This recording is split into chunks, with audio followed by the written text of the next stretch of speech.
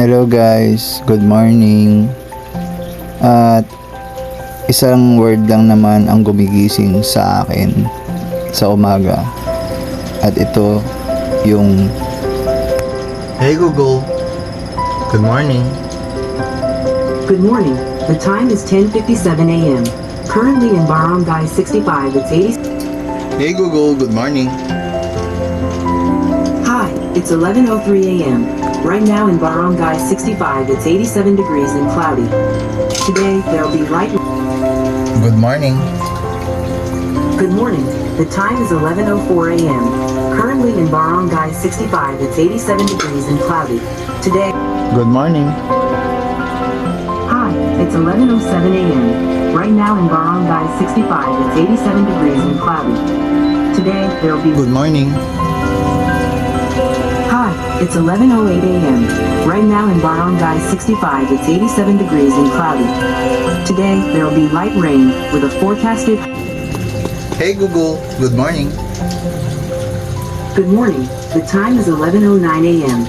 Currently in Barangay 65, it's 87 degrees and cloudy. Today, there will be light rain. Hey Google, good morning.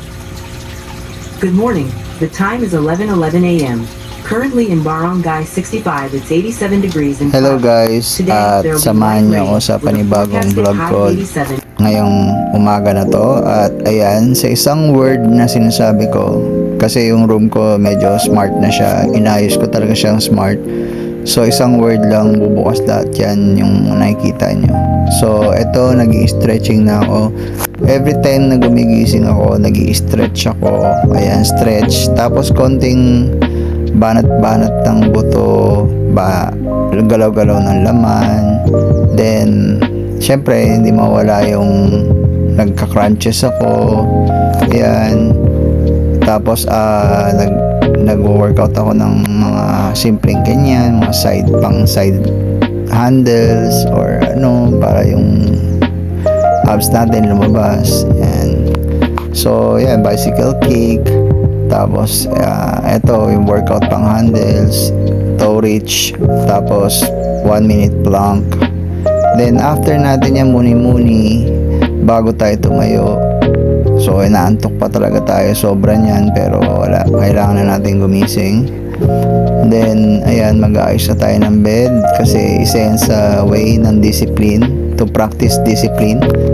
So dapat gawin nyo rin yan consistently para ma-practice kayo. Then bago tayo lumabas ng room, pakakainin muna natin yung mga alaga nating isda. Ayan, dapat healthy din sila everyday kasi isa yan sa mga stress reliever ko. Then magtitimbang ako ng weight ko bago ko lumabas. Everyday ko rin ginagawa yan just to check kung may improvements ba yung mga ginagawa kong workout. So ayan. Hey Google, bloody breakfast.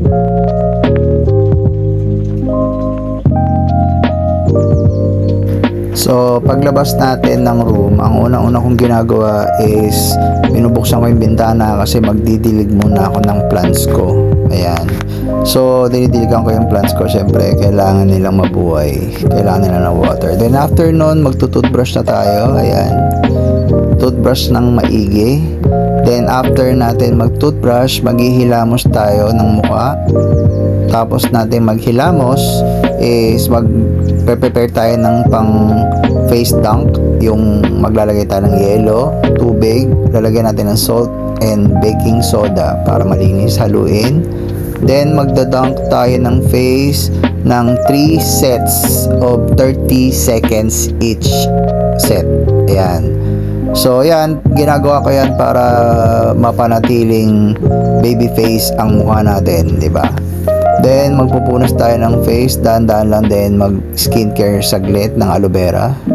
Then inom na tayo ng water, 500 ml habang walang laman yung tiyan. Then prepare na tayo ng chia seeds na may detox na water na ginawa natin.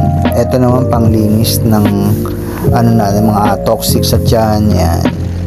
Then ginger shots natin na ginawa. So ito na nga yung ginger shots. Then iinumin natin to after natin uminom ng isang basong tubig.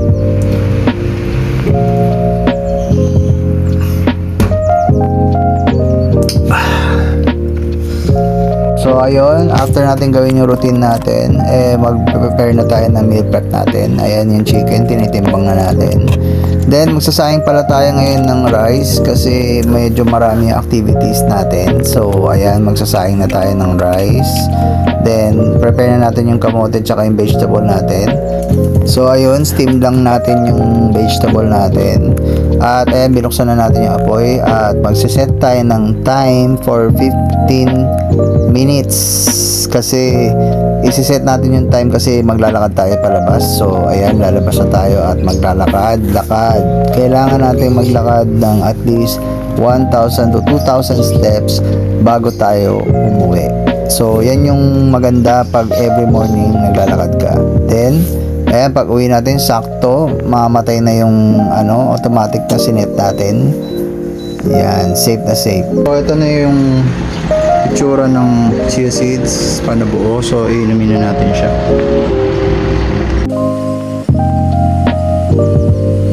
Ngayon, gagawa na tayo ng meal prep natin. So, nagdadala ako ng pagkain mamaya sa Bertis para pag nag-McDo, yun ang kakainin ko. So, ayan nga yun, yung kanin natin. Magkakanin tayo ngayon kasi marami tayong activities. So, kailangan natin mag-carb load. So, pero 150 lang. Tapos, ito nga yung 300 grams ng manok.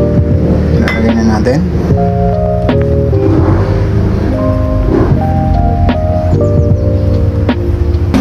Ayan. Tapos, magluluto pa tayo ng fiber natin na gulay. Tapos, need natin ng gulay, ayan, 250 grams ng fiber. Then, ng 2 boiled egg for our protein. At syempre, lalagyan din natin ng mansoy para mas masarap. Yan. Tapos, sa dinner naman natin mamaya, syempre, kamote tayo mamaya for recovery. So, then chicken. Maglalagay tayo ng vegetable. 250 something na fiber. Tapos 2 eggs din. So ito na yung food natin mamaya. At syempre kailangan nating linisin ang kalat natin. Ayan yung kalat natin. So kailangan natin linisin.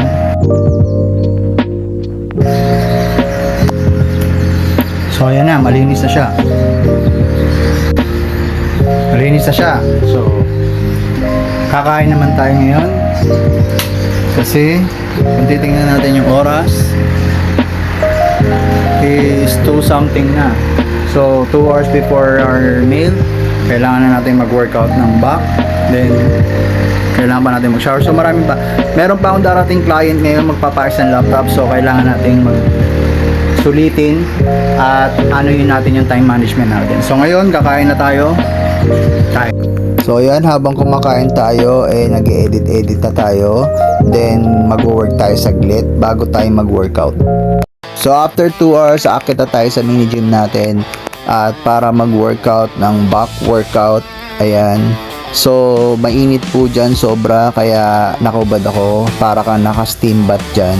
Ayan. So workout tayo bago tayo pumunta ng Bertis. So ayun. So, tapos natin mag-workout, magko-cold shower tayo, then magpe-prepare na tayo para pumunta ng Bertis.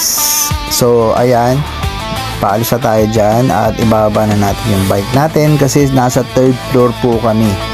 Yung bahay namin nasa 3rd floor, so ibaba natin yan.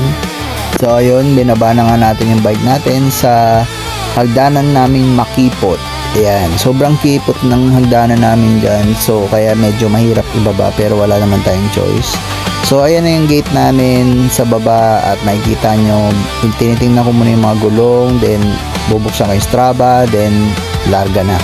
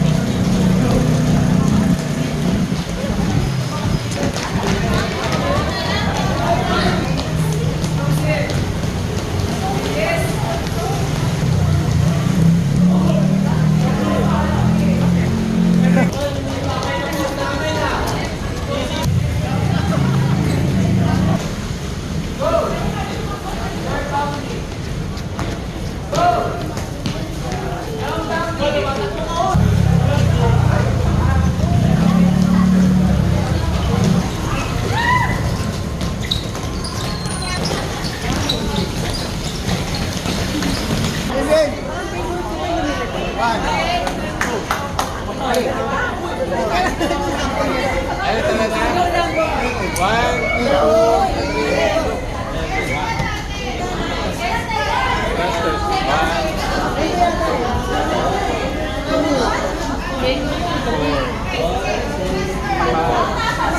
may squat yun. Ano squat ba? Sabay-sabay na ulit. 5, 6, 7, 2.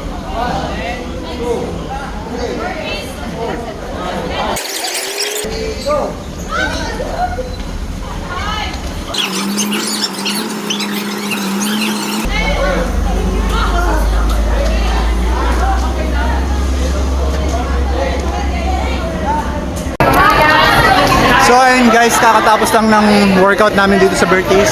Ayan, ang saya-saya namin. So ngayon uwi na tayo, pero tatambay muna tayo sa McDo. And see you guys sa next na vlog natin. At sana supportahan niyo pa rin ako. Pero uwi pa tayo at baka kumain muna tayo. Dala-dala ko yung meal prep ko. So yeah, kita-kits na tayo sa Violet. See you guys.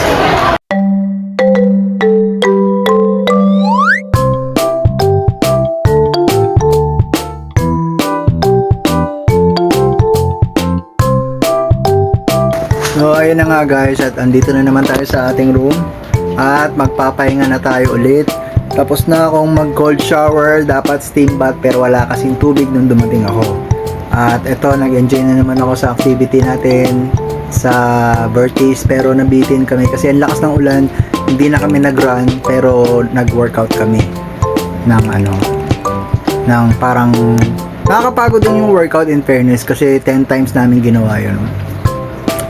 So, yun, medyo bitin lang kasi hindi kami tumakbo. Pero solid pa rin yung workout na ginawa namin. And ayun, shout out pala kay Gangster na vlogger. Binigyan niya akong sticker kanina at may video kami. Tapos yung mga after nun nag-McDo kami, kumain na kami, tapos umuwi na ako. Ayun, so masaya naman at sana sa next vlog ko nandiyan pa rin kayo. So ngayon magpapahinga na tayo. Good night and salamat sa panonood ng video ko. Peace.